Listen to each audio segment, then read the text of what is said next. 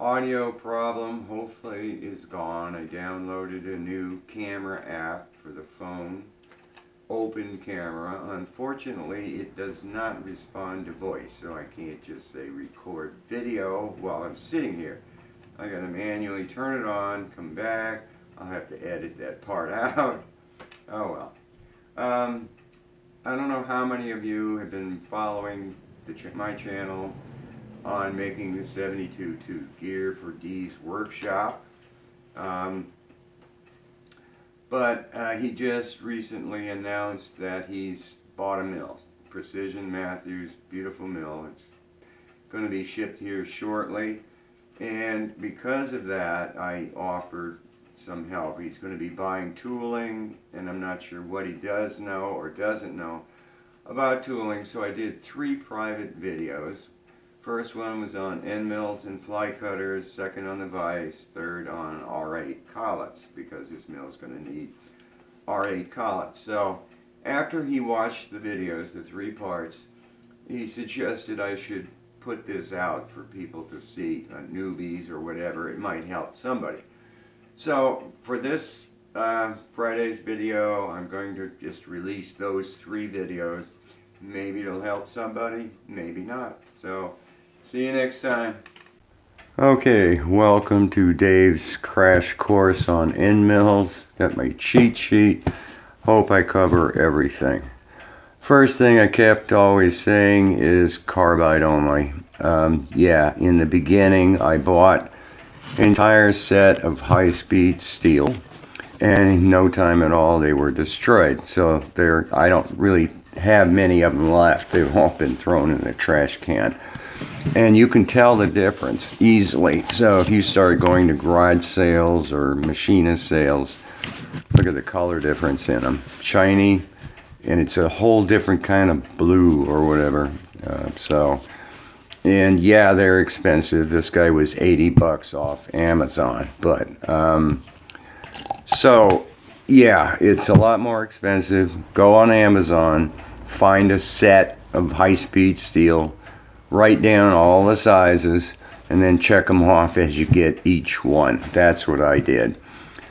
Some of them came from Amazon, some of them came from eBay. So if there's particular ones you're looking for, I can probably send you a link to where I got it. So, and had luck that they're really nice. This guy's beautiful, but I got the whole set finally of carbide. So, all right, and also there's 2 types of end mills that you're looking for. One is called center cutting, and the other is non-center cutting.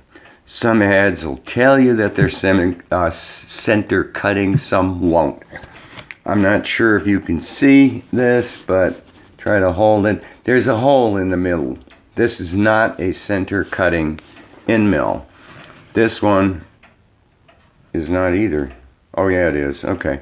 But you have to look at the tip, and you can see there's a cutting edge. It goes completely across.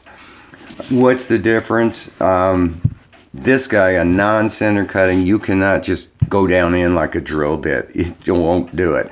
You have to drill a hole first to cover the hole in this, and then you can run this end mill in. A center cutting, you can go just down in. Some of them, though, will chatter, and I still have yet to figure it out. But I have some end mills that you just try to go in, even with a hole there, and all of a sudden the whole machine's just vibrating all over the place. Some of them just go in nice and clean. So the ones that go in nice and clean, I have clearly marked with a Sharpie that this can do, you know, boring or whatever you want. Because I'll drill a hole, tap it. Now I want to countersink it for a cap head, screw, socket head, whatever.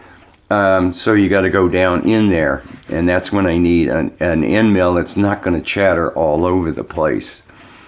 So you need to look for center and non-center, and every carbide I have is center cutting, and I think all the high-speed steel ones too were center cutting. What gives out on these things when they wipe out? The very cutting tip on it.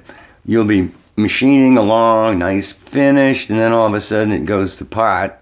You go, huh? And you'll take it out, and you'll go, all the corners are gone, all 4 corners, or if you get 3, 4 flutes. And it's impossible to sharpen a center cutter because you're going to wind up destroying the very center piece. You can't do it. So sharpening is out of the question, and these guys, I've never had them destroyed yet. So, and I've done steel, aluminum. Now, how does high-speed steel end mill get destroyed on aluminum? I have no idea. Steel, yes. When you're doing any sort of steel, always use cutting fluid. Keep your RPMs down, way less than 1,000 RPM. Aluminum, you can do pretty much so what you want. But on steel, even with carbide, always use cutting fluid. And the reason is not to lubricate, but it's to keep the cutting tips cool. A lot of people, like CNCs, you'll see they have cutting fluid flowing to keep the thing cool because they're moving so fast. And also on sharpening, yes, I do have the D-bit attachment where I can sharpen this. But like I said, you just can't do it. You can do it on a non-center cutting. It's easy, and I've done that. But you can also sharpen the flutes. But if you think about it, I've seen a lot of end mills advertised, eBay, repurposed or sharpened. If you have a 1/2 inch end mill and you cut this down, it is not a 1/2 inch anymore. So I will not buy anything that says sharpened or repurposed unless you just don't care. And you don't know how good a job the person did in the first place. So some end mills too, you got to be careful, have a radius to them. Mine all cut that nice sharp 90. The ones with a radius will cut a nice little radius in it if you don't want a sharp 90.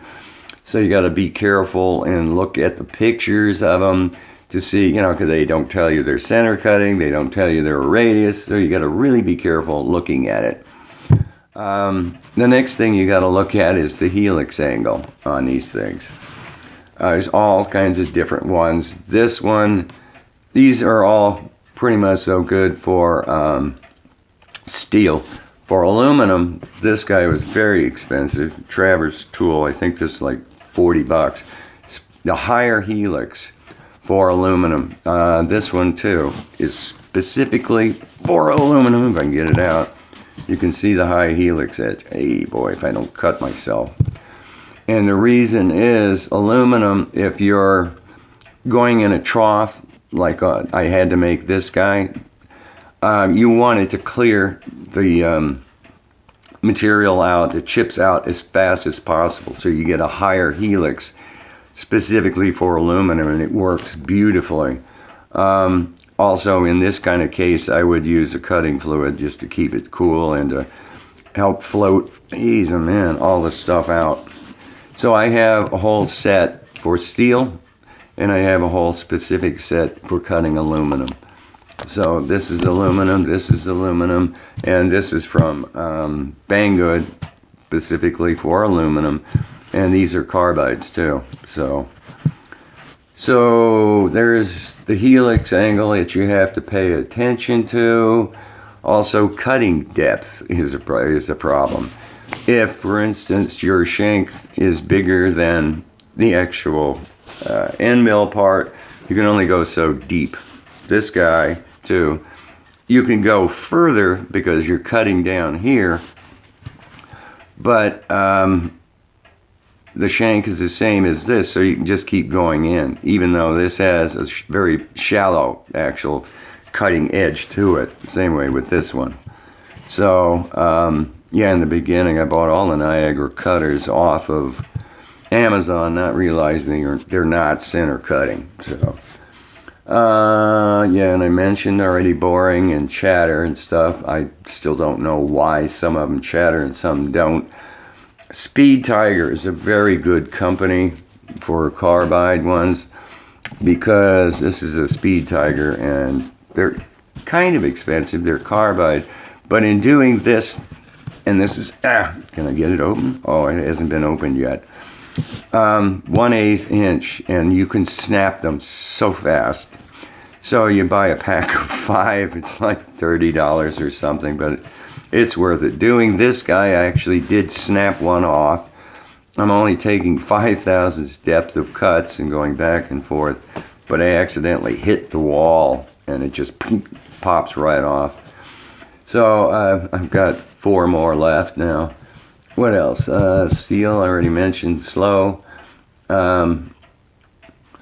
What else is there? Watch. Oh yeah, go watch manufacturer videos. If the manufacturer makes end mills, I've always watched a manufacturer's video. For instance, the timing gear, on how the timing belt works, where the forces are, and also gear manufacturers. How deep you're supposed to cut these things, where the forces are, how not to wear out gears. So go find videos produced by the manufacturer, because an application engineer is the guy. I used to be an app engineer. An app engineer is the guy that knows everything about everything, all the details.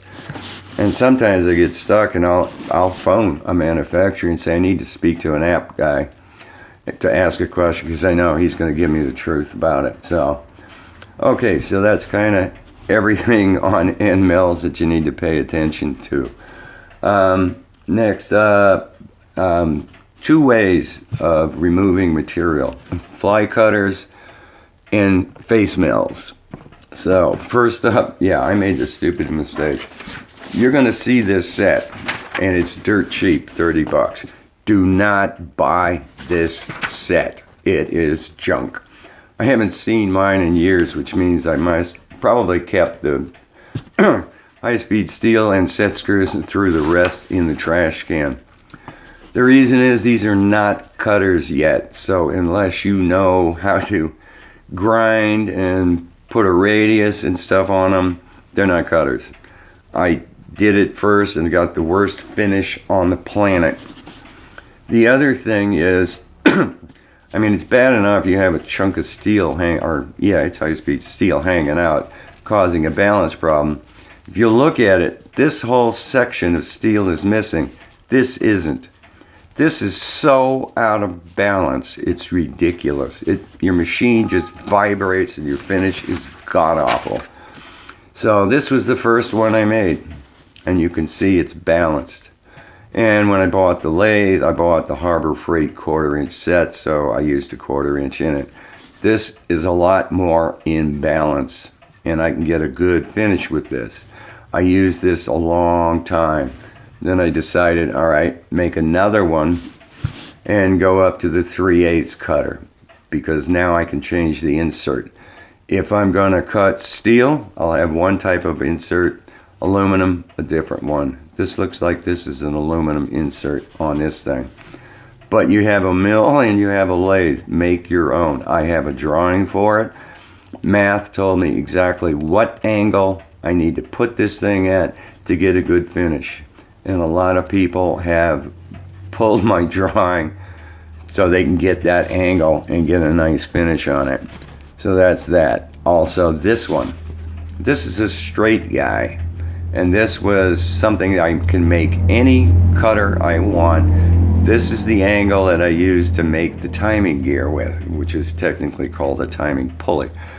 So I can make anything I want for any gear I want. The Chinese ones, are Mod 1.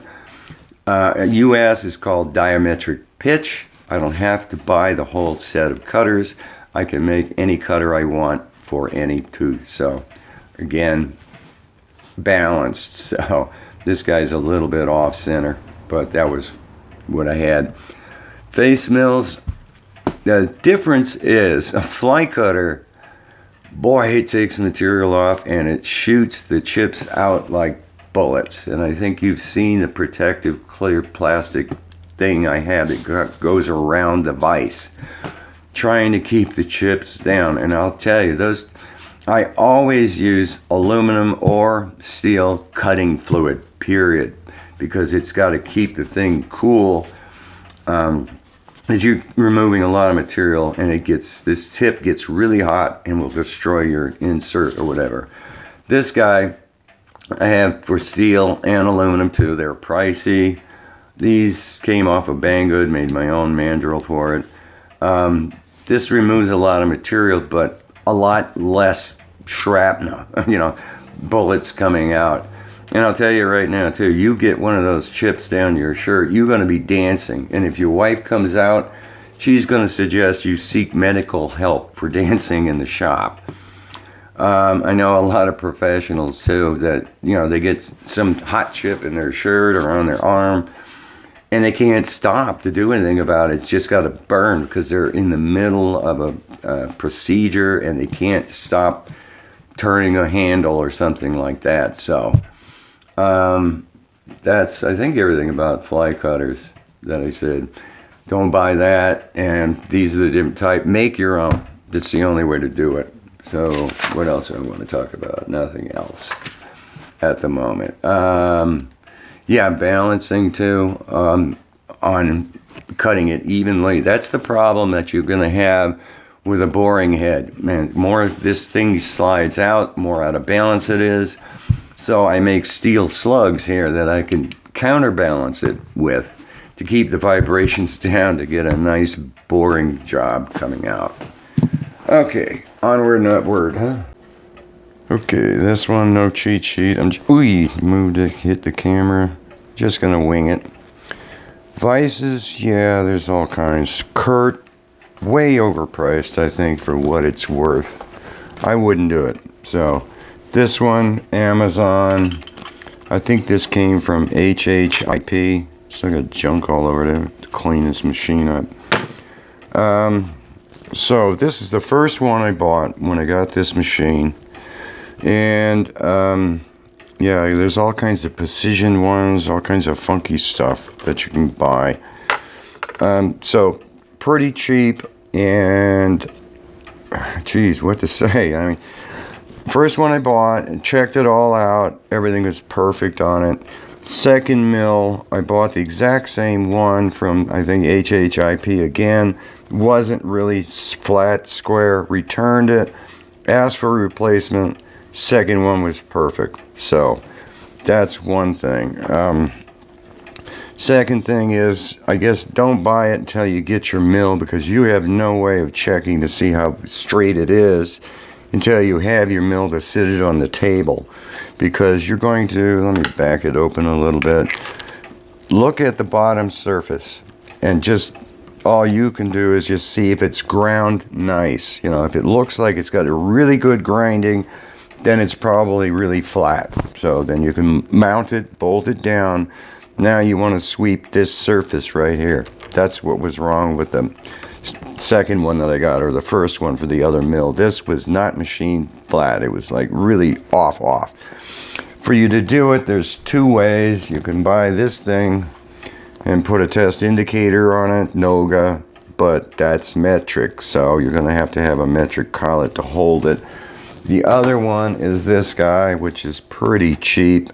It just clamps up here on this thing, and if you have the R8 collets, I don't know if you're going to have anything to clamp it to sweep this surface to see how flat it is. You can sweep this, that, this, all of it.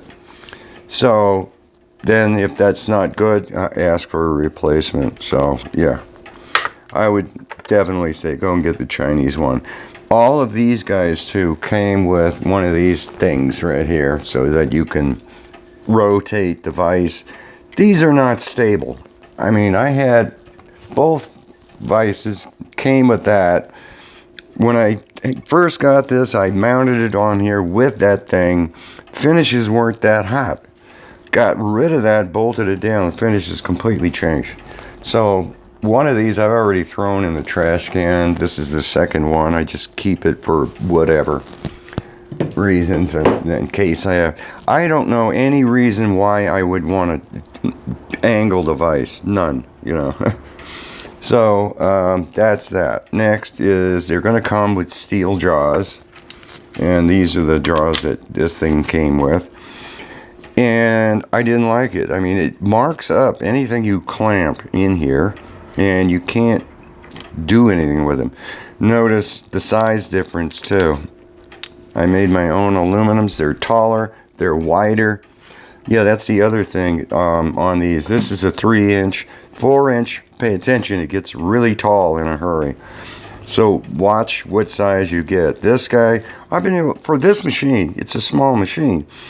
So I can't have a big vise. I don't want to lose the clearance.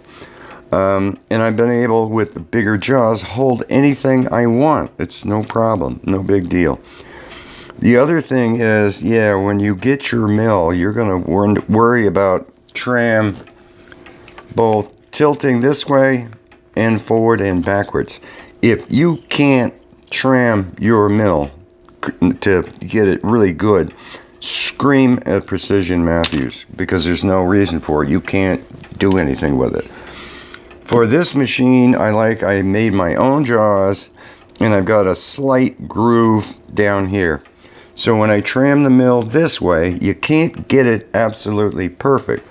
I'll put an end mill in here, a piece of paper, I'll come down till I touch it, so I know I'm clearing this. I can face this with the end mill. Now I know I have absolutely perfect tram. So when I clamp on something here, I know it's absolutely square, straight, perfect. When you're trying to make something precision, I forgot to get it out of the drawer here.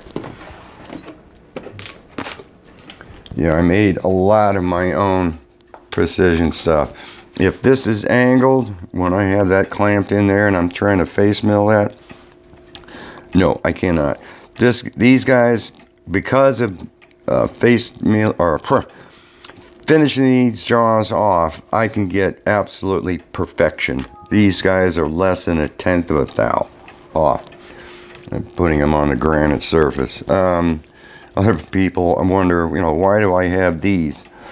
Because I can easily hold something in here. I know I'm on surfaces that I've fly cut. I know that's perfect angle with respect to all my trams and stuff. I can hold this and work on it. The other cool thing about these vices is there's holes on the back, so you can actually mount taller jaws back here and here. So look at the distance that I can get out of this vise. So that's another reason I like these. The drawback though is if you put a parallel in here, you got to try to keep the parallels against the faces. If there's steel, they have magnetic clips that go on here that hold your parallels in place. Aluminum's not magnetic, so I can't do it.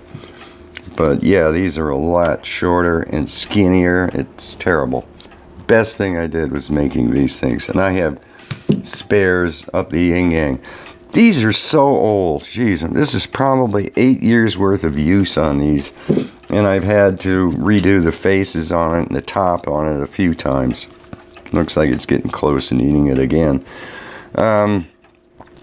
There is one set screw here that locks, and if you take it apart you'll see how it works, but that locks this thing down so that you can't lift it. If this moves when you clamp on something, it's going to lift up and it's going to tilt your part. This guy I always set, Loctite, non-permanent, because you can, again, when it sets up, you can still move it and turn it, but when you stop, it stays put. So you're going to be doing that with whatever you buy, what else is there to say? So you got the surface you're going to check, the bottom you're going to check. Advise making aluminum jaws. They're all open too, this guy. So as you mill, all the chips are going to go down in there. And if they get in this screw, you have to take this whole thing apart to get the chips out of the lead screw. All the ones that you buy too come with this stupid handle. And you try to turn and it's like, oh man, what a pain to try to do. So you got a lathe. I just bought a socket off of Amazon, set screw, holds it in place. My own little, why am I locked? I'm locked, okay. My own little guy, so I can fly. A lot nicer, a lot better. So, and custom made my own little nuts and things like that. These were bolts that I just put in the lathe and just got rid of the hex on them and flatten them out and paint them. They look beautiful. Everybody asks, where do you buy those? You don't. You make them. To take this thing apart is a pain. You got to undo these screws, and then somehow, I mean, this is really pushed on to keep it square. You hammer, you pry, you make marks in it, trying to get that off, because until you get that off, you can't get this out, which means you can't get to the screw to clean it. Also, make sure that's good so that you don't have things moving back and forth. So that's, I think, all I can say on that subject. Yeah, wait till you get your mill before you buy one. Don't buy a Kurt. Like I said, I think it's overpriced for what you get.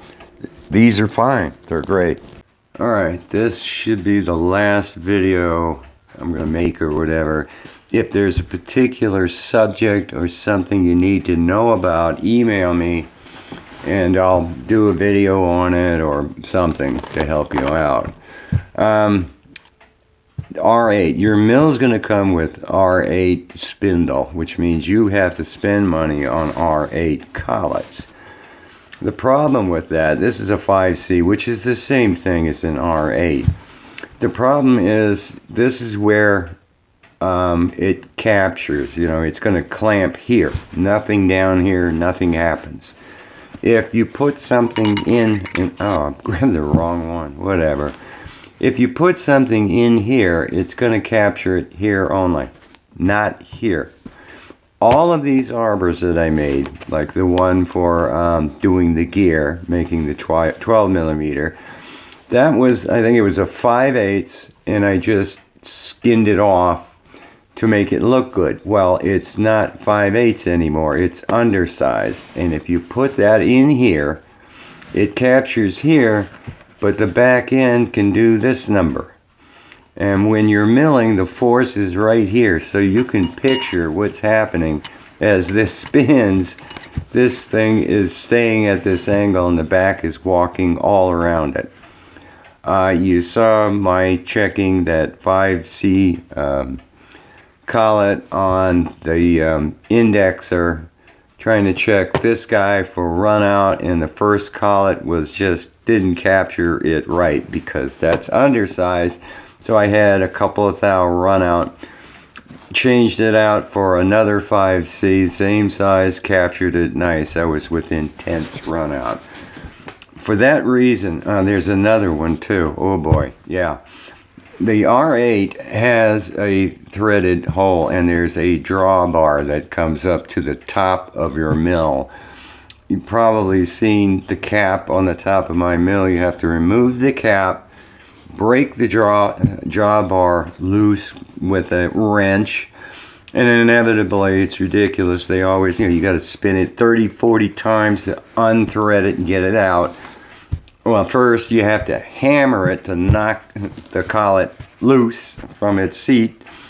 Then you have to undo it, now you can get the collet out. And that is a pain in the you-know-what to constantly be doing. Every time you got to change a collet, you got to remove the safety cap so it doesn't, I've seen people in high school, back then everybody had long hair, all the guys went too close to an exposed pulley on the top of a drill press and ripped his scalp off. So they have a safety cap on there so that you can't get hurt. Pull the cap off, break it loose. A lot of guys too, they buy some kind of an air thing because they're tired of doing it with a wrench, and you hear bang, okay, it's loose, and then you see them go bang, and the collet gets sucked back up in. So that's a royal pain.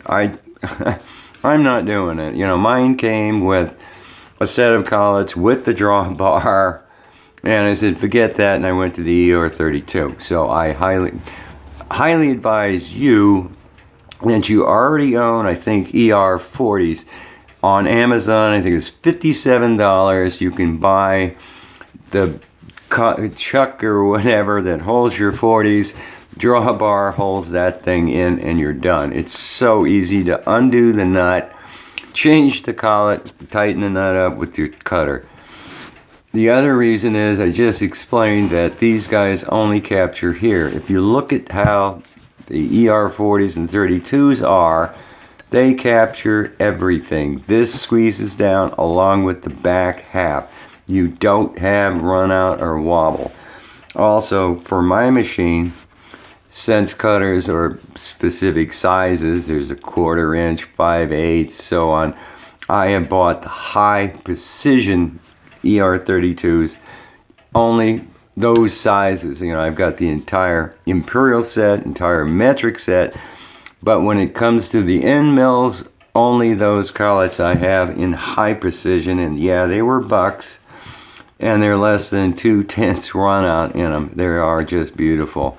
This is one of them here for the, and you can feel it too. I mean, it's just a gorgeous fit. You can pick it up. So that's it. The drawbar is a big pain in the you-know-what. Doesn't clamp perfectly. Go get the adapter on it.